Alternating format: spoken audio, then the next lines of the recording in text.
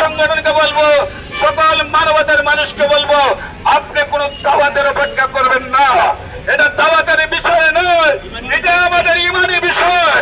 আপনি যেমন নামাজের সময় নামাজে চলে যান, রোজার সময় রোজা রাখেন, হজের সময় হজ করেন, আপনাকে কেউ দাওয়াত দিতে হয় না।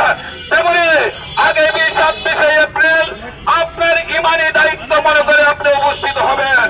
আমরা বলতে চাই, যদি আজকে সারা বিশ্ব থেকে সকল দয়া করে মায়া করে আমাদের ফিলিস্তিনের ভাইয়েরা তাদেরকে আশ্রয় দিয়েছিল, সেই আশ্রয় থেকে তারা দখলদার হয়েছে। সেই দখলদার থেকে আজকে আমার ফিলিস্তিনি ভাইদেরকে তাদের রাষ্ট্র থেকে উচ্ছেদ করতে চাচ্ছে। এক কেমন পৃথিবী, সারা পৃথিবীর মানুষ আজকে নীরব হয়ে।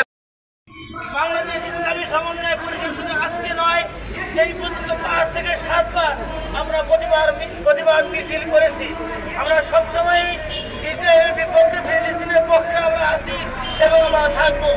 আজকে কিন্তু দুঃখের সাথে আমরা লক্ষ্য করছি, মধ্যপ্রাচ্যের মুসলমান দেশগুলো নীরবে সহ্য করে যাচ্ছে। এই পর্যন্ত 50,000-এর অধিক সোজা রাখেন, তাহলে সবাই নিতে পারবে।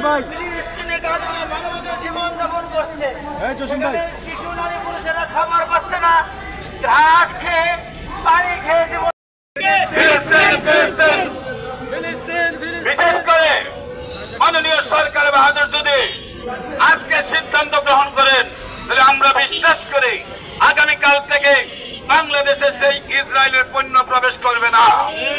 আমরা এই আমাদের পার্শ্ববর্তী রাষ্ট্র, আমাদের চরম শত্রু ইন্ডিয়ার পণ্য বয়কট করার জন্য আমরা অনুরোধ জানাচ্ছি।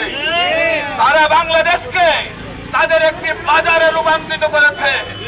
আমরা দেখতে পাই আমাদের রক্ত চুষে সব ইহুদি নাসারা বেঁচে আছে।